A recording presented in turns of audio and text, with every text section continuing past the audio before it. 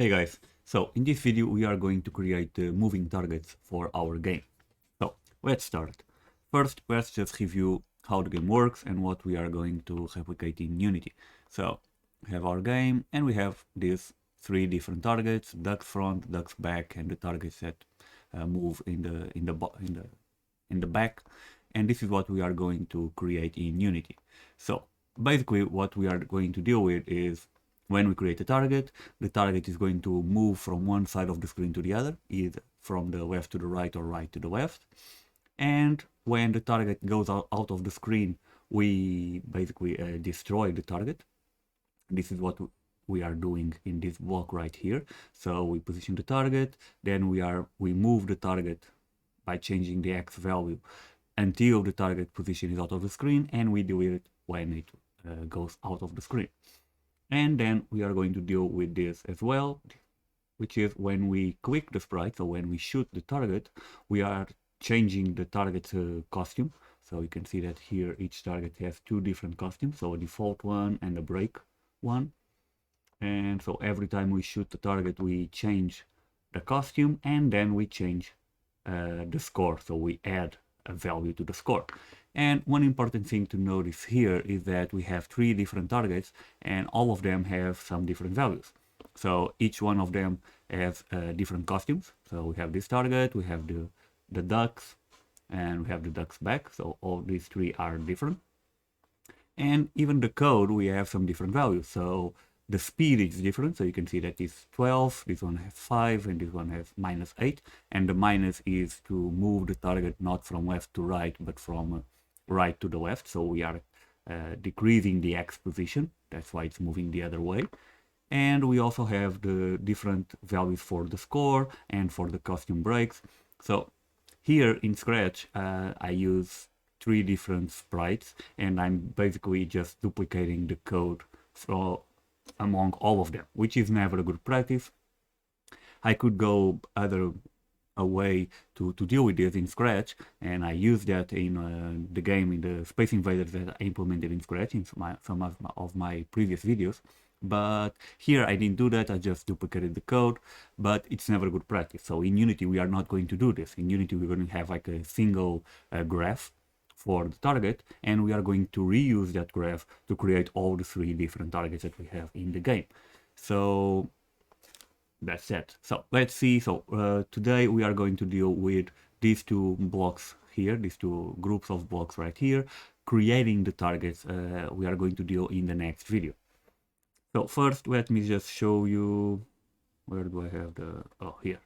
Okay, so let me just show you the comparison between the block that we are using in Scratch, the new block that we are using in Scratch, and some new nodes that we are going to need in Unity. So we have this change X by something. So far we use the go to block, so this go to X and Y, or go to a specific object position, and so far we've been using the node set position, but here we are going to use the node to translate. So while the other ones are used to set to a specific position, the translate and the change X by some value basically change the value through time. So we are going to use that to constantly be changing the value, which is a little bit different from the other one. Then we have this block delete, this clone, and in Unity we have the GameObject destroy. So while here we have the concept of clones and sprites, in Unity you know that everything is a GameObject, and when you want to destroy something you have this node GameObject. Then we are going to need both of these nodes right here.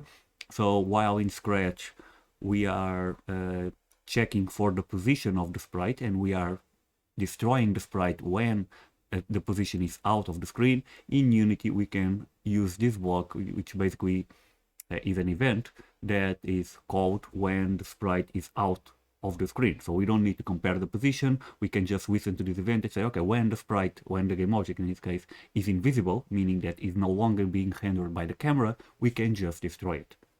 This is how we are going to do it.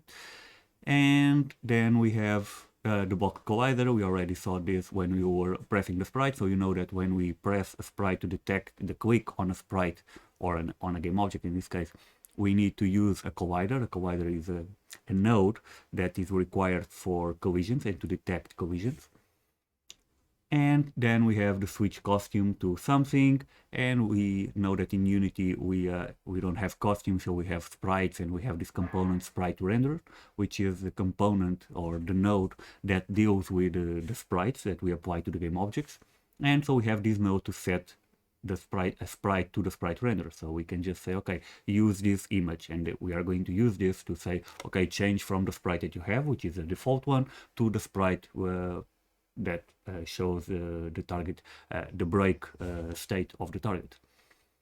And then we are going to use these ones. In the Scratch game I forgot to add sounds, but in Unity I have done that. So you know that in Scratch we have this start sound block. In Unity we are going to use the audio source.play. Audio source is the component responsible for playing sound, so it's a component for the source of the audio, the source of the sound, and it's a component that we use to play some sound. And so let's start.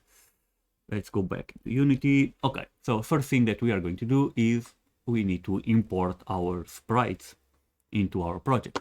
So we go here to the art folder, import new asset, and we are going to deal first with this target and the target break, this type, and then we are going to create the other ones as well.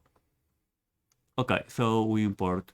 Okay, this is always like giving me some errors, I don't know why, but I just clear the console and hope that it's not a problem. Okay, so we have both sprites, and to create the sprite we can just drag the sprite from the project view into the hierarchy view, and we have our target here. I'm just going to disable this label ready so that we can see our target. And now we need to position our target in the correct layer. So order in layer is 0, but as far as I remember, we need to position it on a different layer, which the target is on layer 1. So let me just change to layer 1. And I think it's okay. So the target should be in front of the background and in the back of this graph right here. So it's okay. I'm just going to move it here to the left so that when we are adding the code to move the target, we have some time to see it moving. And now that we have our target, we are going to create the target graph. So like I told you, we are going to create and reuse the code of a target to all the targets. So we only need one graph that we are going to use for both the target and the ducks. So we are going to create just a new graph called target. So let me create a new graph called target in the scripts folder. And while I was talking, I just added a script machine, which is a component to use graph assets in our game object. So I have a script machine assigned to our target, and I created a new script graph asset to add code to the target. And now let's edit our script. So the first thing that we are going to do is to add the code to move the target from one side of the screen to the other. And so if we are moving the target, so we will be changing the X position of the target through time. We know that we need to use the onUpdate event, which is basically the event that runs on the loop. And as we've seen, we are going to use a block called translate. And we have this translate X, Y, and Z. And basically what we are going to do, we are going to translate our sprite by changing the X value of the sprite while on the update loop. So let's connect this here. And now we need to give a value right here. So for example, if I just press 1, not 1, maybe a higher value like 100 is to like 10 probably. Let's just see. If we do something like this and we press play, the target should start moving from the left to the right with a certain speed, which is really fast. And this is because basically we need to remember that when we are changing values on update, we need to always multiply the value that we want by time.deltaTime. Because right now what's happening is that this target is moving at that time by 10 units per frame. And if the game is running, I don't know, let me check, like a few hundred frames per second probably. Yeah, 100, yeah, 500, 400. You can see that the target was moving at like 10 frames, 10 pixels per frame, like 100 frames per second or 200 frames per second or what, so we didn't have any time to see the target, and because our screen is like 640 on the width. So basically what we need to do, let's just remember that when we are moving objects on an update, we need always to multiply the value by time.deltaTime in a way that when we are using this value is not per frame but per second. Now, but we don't want to use the value right here, so we don't want to just assign a value here, because since we are going to be reusing this script graph through different targets, and each target has a different speed, basically we need a way to configure this value for each one of the different target types. And basically, if you want to have the ability to change this value, we need basically a variable. So in this case, we cannot use a graph variable because the graph variable is private to the script graph. We need to create an object variable, which is a variable that we're going to have available here in the inspector, and that we can just change the value for each of the targets that we are going to create. So let's just create a new object variable called speed, and we can say that it's type float, and now we are going to use that variable here. So get object variable, and we have the speed, and now, like I was telling before, we could just assign the value here, but the problem with doing this is that whatever value we set here on the speed is going to be applied per frame and not per second, so we need to multiply always this value by time.deltaTime and then assign it to the translate. So we still need another node, which is the multiply, where we can just multiply this value by time.deltaTime and assign the output to the translate. And now we have our variable here, so it's exposed in the inspector, and let's just change to 100. So maybe 100, let's just check, so 640, so it's going to take like a little bit more than 6 seconds to go from this side of the screen to this one. And you can see that it's running, and it's basically what we want. And if we want the target to move to the other side, basically what we need is just like in Scratch, we just need to give it a negative value, and then we will be decreasing the X value, and so the target will be moving from the right to the left. But in this case, this target is moving from left to right. Now, so okay, we are now moving the target. Now we need to destroy the target when it goes out of the screen. And this is because during the game, we are going to be like creating a bunch of targets, 3 different target types, and we're going to be creating targets every, I don't know how many seconds. And we need to destroy them, because otherwise we're going to have like a bunch of objects that are no longer in the game, but they are still processing all the movement and everything, but they are outside of the screen, so they don't matter anymore. So we need to destroy them when they go out of the screen.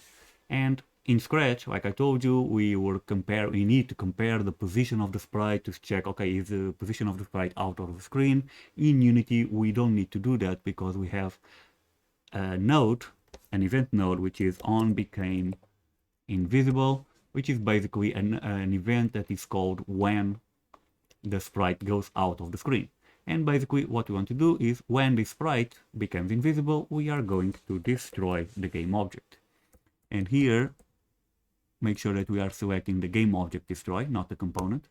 Basically, if you select the component destroy, what you would be doing, you would be removing the script machine component and not destroying the actual game object. Because the destroy function is used for both destroying game objects and removing components from a game object.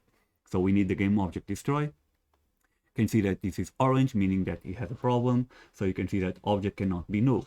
And this is because when we are using this game object destroy, you can see that it does not assign automatically to this reference. And I don't know if I talked about this before, but basically when we have this on all these nodes, so this, you can see this here, this means that this is, when we use the word this, it means that this is about this game object or the component of this game object. So when I say that, okay, translate this, it means that I'm translating this transform, and this transform is basically the transform of the game object where this graph is applied. So it's this transform that we are changing. basically what this allows us to do is that I could be using the script right here to change the transform of some other object, not this one where this graph is applied. And most of the components that we use, you can see that it automatically assigns this to the nodes. So when I say on became invisible, okay, well, I'm talking about this game object. But the destroy one does not do that by default. So you can see that object is none. And when we don't have already the this reference on the assigned to the node, we can use a node that basically says, okay, I want to use this game object. And now it says, okay, destroy this game object. So destroy the game object where this script graph is applied.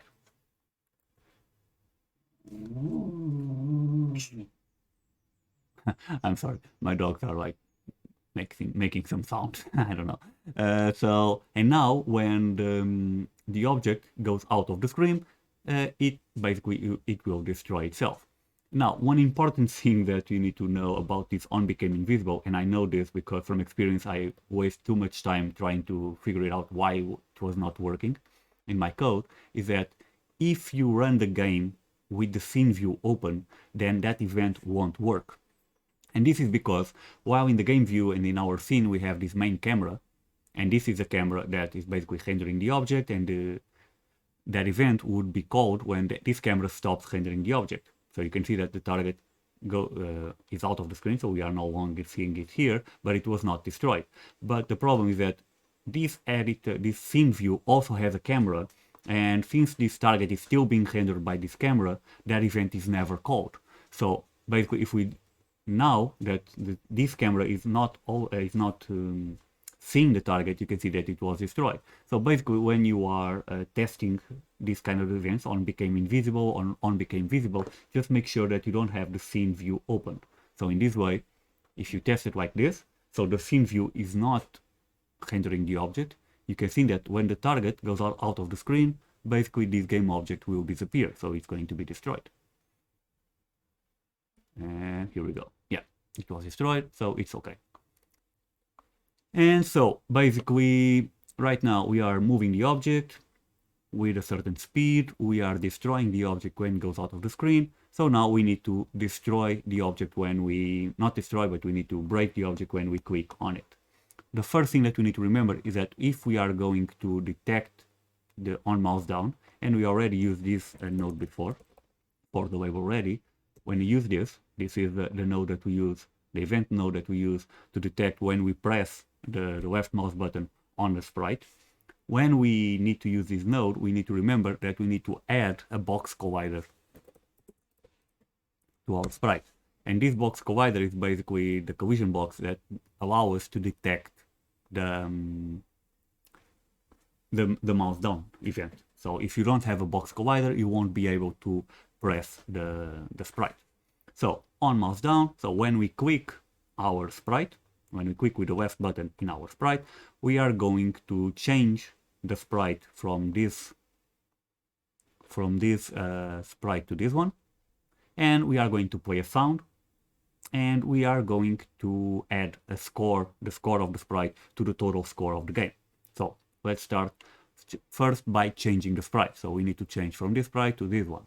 And we know that in Unity, our sprites are dealt with the sprite renderer, and we have a node which is set sprite of the sprite renderer.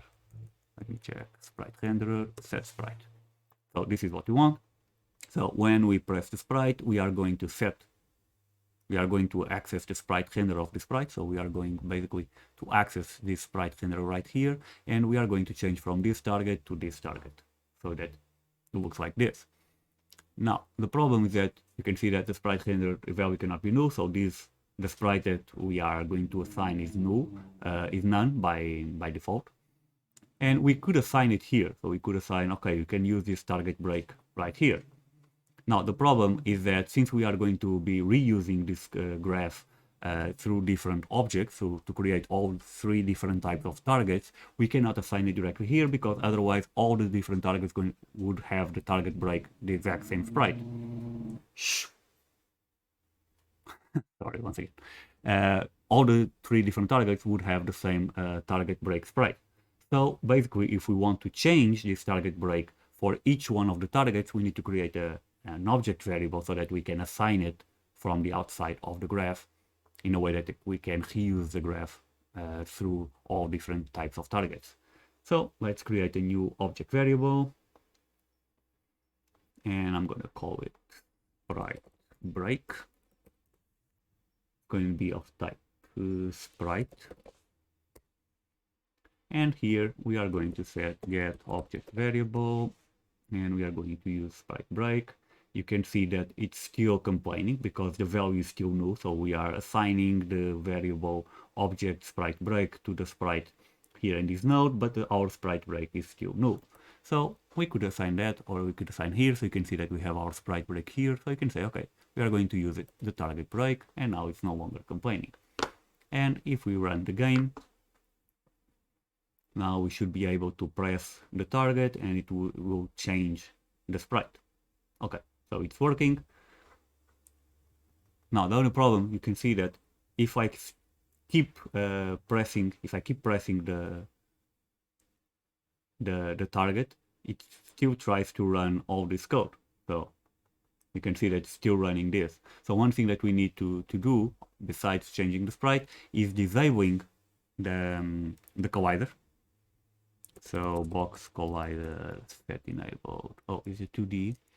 Box collider 2D. And now we need to go to the set enabled.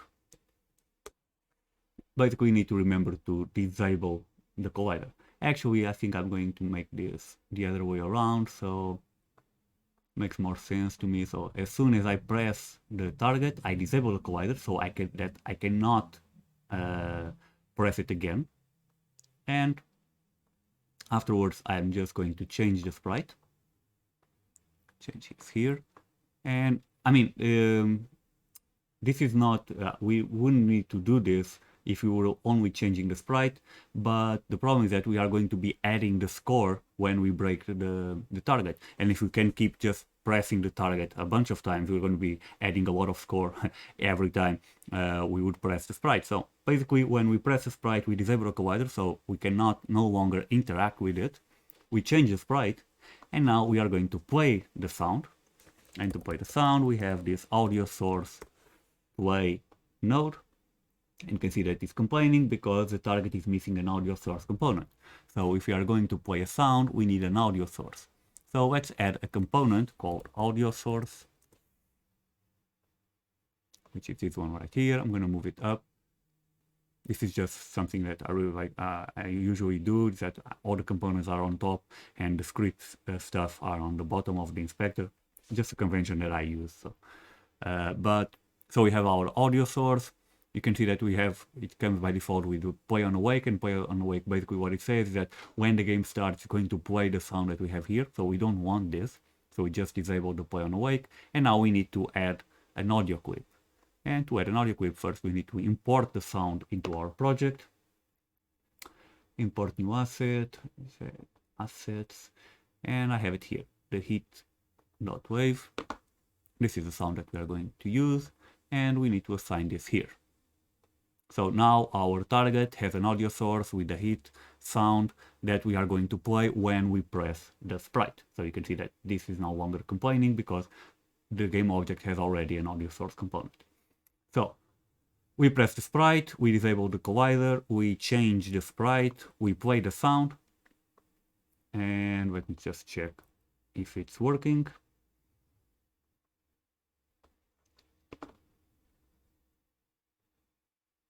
Let's see. Okay. Yeah, it worked, and we can no longer press it, so you can see that it's not playing the sound anymore. And so this is it. What we are missing right now is that we need to add the score. We need to add some score value assigned to the sprite to the total score of the game. So if we are going to do this, first we need an object to basically store the score for this sprite. So let's just call score. I'm just going to call it score, which is an integer variable, and we are going to use this value to assign it to the score value of the game. Now, the score of the game is dealt with the game manager. We've done this on one of the last videos. You can see that we have these graph variables for the aim, for the time, and for the score. Now the problem is that on the last video where we created these variables, we create the score also as a graph variable. And the problem with this is that if it is a graph variable, then we cannot change the score from outside of this object. So probably we are not going to be able to use a graph variable. I mean, we could use it, but to do something like this, we will need to have a reference from the target to the game manager, and an event and a custom event saying, okay, add score, which would pass the value of the target score to the game manager. The game manager would have to have this custom event node to listen to that event, and then it would add the score inside the game manager. This is like a big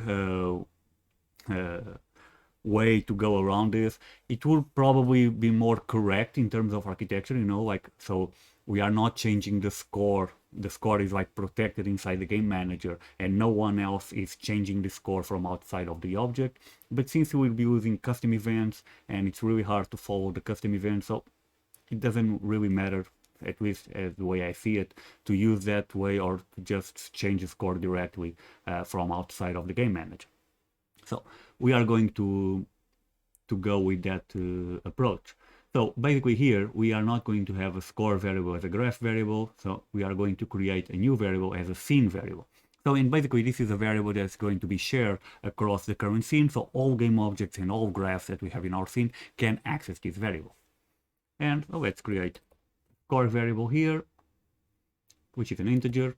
And now, I mean, we could create on the game manager or even on the target. If we come here to the target and the scene, we still have this variable because this is now shared to all the entire scene. So you can see that we can see that variable also on the target graph, not only on the game manager.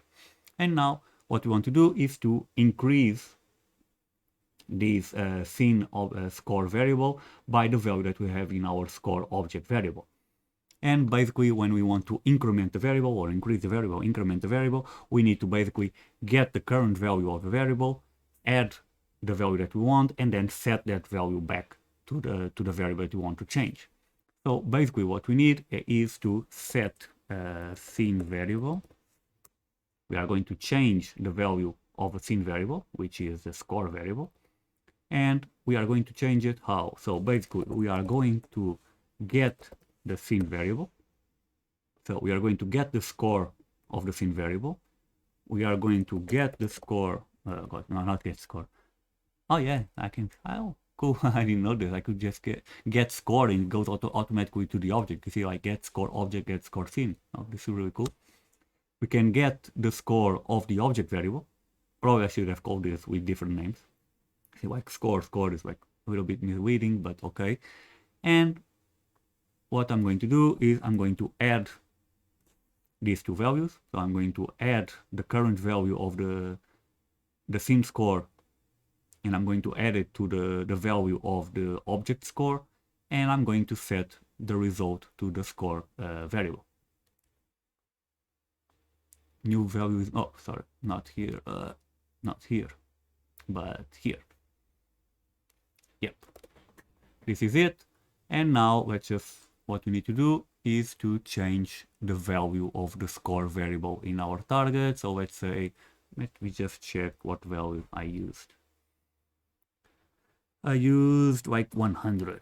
Okay. Oh, because this is the ones in the back, they move really fast and they are worth a lot. So 100, and now let me just check. So when we start the game and we have this object here with the scene variables, you can see it's 0, I press the target, and now it's 100. And if I had other targets, it would be increasing this value right here. And so yeah, so this is it. This is how we create the moving targets, we destroy the targets, we can shoot the targets, increase the score. In the next video, we are going to create the target spawner, which is basically a game object responsible for creating all these different targets. So I'll see you on the next video. Thanks.